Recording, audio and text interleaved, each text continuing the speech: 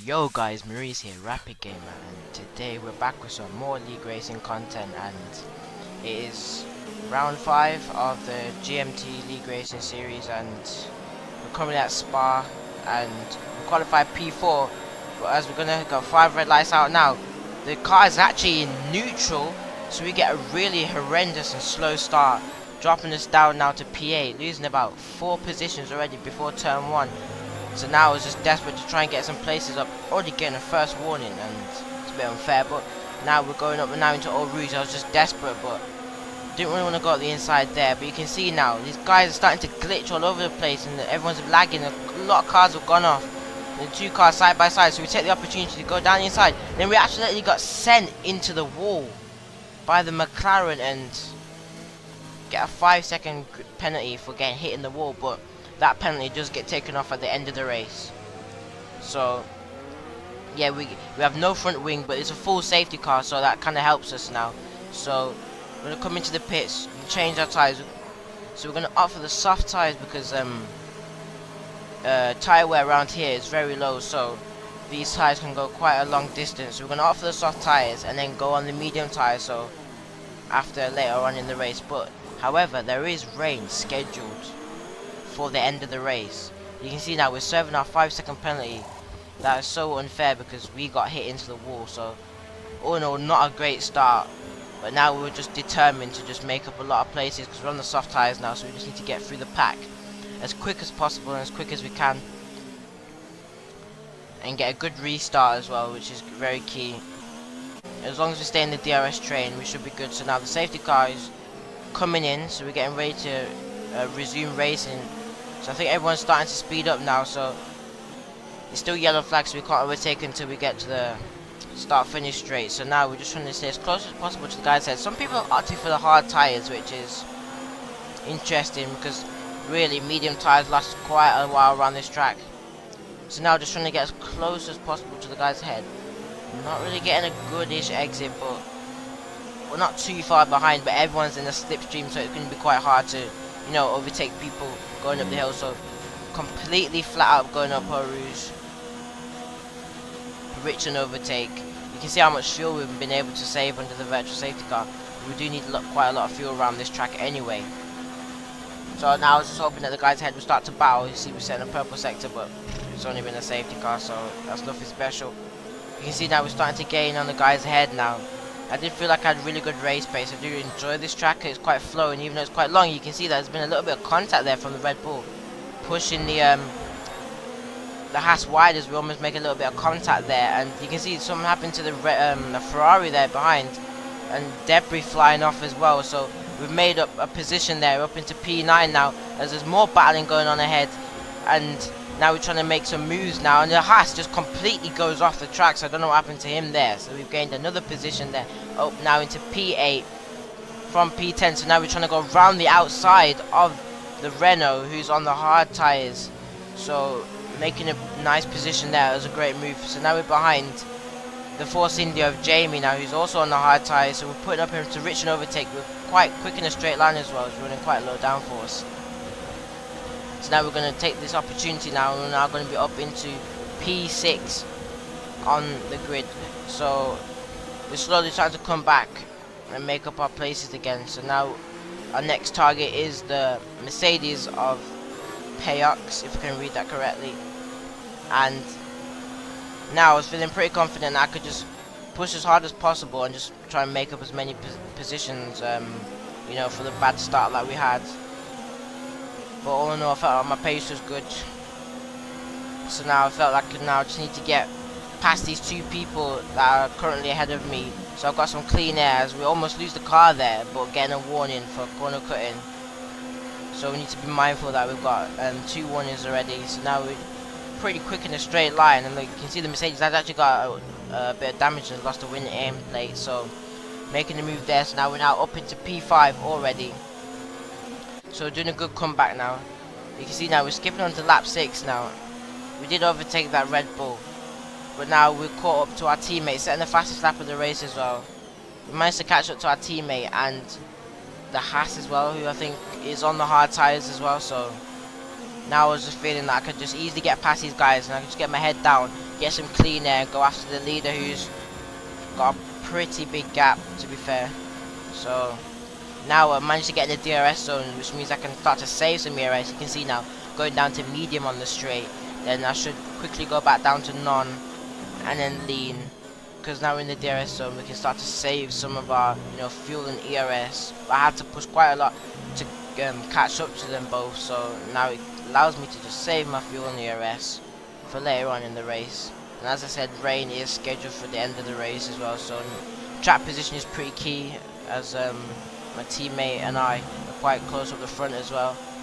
And just to have track position means that you can make better decisions and stuff like that under pit strategy. So really I was just hoping I can get through these guys as quick as possible, and then once I have some clean air I should be able to set in some pretty fast laps and should maybe close the gap down to the leader, who's not too far ahead but he has got a pretty decent gap. So now we're really quick in a straight line, so now we're going to put it up into rich and hot lap and then overtake. And we're in the slipstream of our teammate now, so we're going to fake to the outside and go to the inside. But really I just lifted out of there a little bit because I just didn't want to make contact there. So now I'm going to just try and go down the inside, not intentionally but to put him offline, and he actually goes deep into the corner. So now we managed to gain a place on our teammate. We're now up into a podium position. So we've only gained one place from our starting position in this race. So now I was just thinking, if we didn't have that bad start, we could probably be leading this race by now. Now all we have to do now is get past this Haas here, who's on the hard tyres, so it shouldn't be any problem. So far this strategy is working out well, and we're doing a pretty decent comeback. I was happy with the pace that I'm doing as well. So just move on now, halfway through the lap. You can see now we're starting to just close up on the Haas head, but he is lagging quite a lot, so I'm being slightly cautious because sometimes you can lag and then you can actually get damage or something like that. So I was just being careful as the Haas almost loses the car now. So now see this as an opportunity to now make a move, and we breeze past him. Now we're up into second place in this race now, and yeah, I was feeling pretty happy with that. And now I was just fully focused on getting my head down and pushing to try and close the gap as much as possible to the Ferrari of Drumloon ahead, who is one of my championship rivals. And we beat him at Hockenheim, which meant that we're closing the gap down in the championship now, and so we're 16 points behind. So really I just need to beat him and call back some points on him and slowly catch him up in the championship. So now I was feeling pretty confident in my pace, so I was just trying to just now push and use as much ERS and fuel as possible. Just checking if he has any penalties, but I can't confirm. He has a 3-second time penalty, but so do we. We have a 3-second as well, so really I just need to just push as hard as I can and try and catch him up. So the gap is 4 seconds there. You can see just doing a slight lock up, so we're going to decide to pit there as the tyres are starting to go off. So we're going to go and pit now, and pit for the medium tyres. You can see like the Haas, he has on a hard tyre, so he can go quite long into this race. So when I pitted, I was quite not worried, but I was thinking about whether he could just go to the end maybe of the race to when it starts to rain and just do one stop into the intermediate. So you can see now Drumloon did pit and he's got back past us on the medium tyres, but we are on 1 lap more fresh medium tyres than him, so we should be in a good position to just try and hunt him down now and fully focused. And we've got some clean air ahead of us, no traffic, so we're feeling pretty confident we can just easily just try and catch up to him as much as possible. You can see now rich and overtake, got plenty of fuel, plus 2 laps of fuel, and leaving it in standard, and then just nipping this curb, but mainly want to hit that curb there and come back out wide, and you want to get a late apex. But moving on now in the race, you can see we're starting to close up now on the gap to Drumloon, which is now under 3 seconds. So we're gaining, but not enough, only a couple of tenths a lap, maybe 2 tenths a lap. So his pace is strong as well. And now I was just hoping that the rain would come soon, because to be fair, I am really quick in the rain, in the wet conditions. I really do like the wet conditions. It's more down to driver skill than just maybe setup. So I was just enjoying and looking forward to the rain to come very soon. You can see now he's extended the gap back up to 3 seconds, so finding it difficult to catch up. But as we move on now to the end of lap 13, we're going to see what the gap now to him is. It's now 2.7 as we set the fastest lap, so now I was feeling okay, pretty confident that we could catch him. Yet again, we weren't gaining by much. It was just maybe like 2 tenths or 3 tenths a lap at most, really. But now we move on to lap 16. You can see now on the halo, you can see the rain starting to just slowly fall now. So the rain is coming, so now this is maybe one of my strong points now. I do enjoy the rain, so I was just hoping that the rain would just start to come heavier and heavier before it gets too late in the race. But you can see the gap is still over 3 seconds, so he has still got strong pace, and it's nowhere near the crossover yet, to be fair. And you know, slick tires is still the right tire to be on, but the grip is definitely falling. So now I was just trying to stay as close as possible and maintain my gaps behind, especially tire temps and ERS as well. So I've got some ERS for when the wet conditions, you know, start to fall. But you can see now, moving on to lap 19, the rain was coming down so heavy. You can see how much we gained on him just by purely skill and my natural ability, as I am a real racer as well, as to do rallying. And I've done 5 years of karting, so you can just see we've caught him up so much. We caught that 3 second up once the gap started to once the rain started to fall so much. So now we're just so close to him. But now we're going to decide to pit for the intermediate tires, as I thought.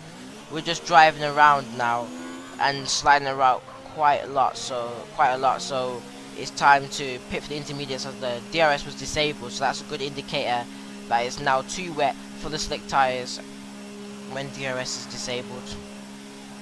So we're now going to pit for the intermediate tires. As I felt, we've now hit the crossover point. Some people are still up, you know, stayed on the medium tires. So I was kind of like debating, have I made the right call yet? So now we're going to push a little bit, and we're going to try and see, you know, if we can catch this guy up ahead, because it's a good indicator to have someone ahead of me on medium tires, because if we're not gaining on them a lot, then we've made the wrong call to go on the intermediate tires maybe too soon.